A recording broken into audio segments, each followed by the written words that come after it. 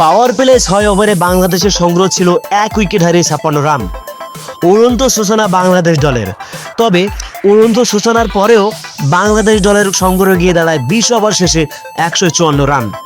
Power play শেষ হওয়ার পরে বাংলাদেশ খেলোয়াড়রা লঙ্কান বোলারদের খেলতেই পারছিল না। এমন মোমেন্ট দেখাচ্ছিল বাংলাদেশি খেলোয়াড়রা, মনে হচ্ছিল পাওয়ার প্লের পরপরই পিচটা যেন বোলিং পিচ হয়ে গেছে। ওই লিটন, মিরাজ, নাইমদের কাছে বল ব্যাট কোনোটা সুবিধা মতো খেলতে পারছিল না। পাওয়ার প্লের পরে ব্যাটাররা বল ব্যাটে করতেই ব্যর্থ হচ্ছিল। কিন্তু শামীম পাটোয়ারি একই পিচে ব্যাট করছে এবং 5 বলে 14 রান করছে এবং ওই লঙ্কান বোলারদের বিট করছে। আসুন এবার দেখা যাক শ্রীলঙ্কা ইনিংস, যেখানে বাংলাদেশের ব্যাটাররা ব্যাটে বলে সুবিধা করতে পারেনি।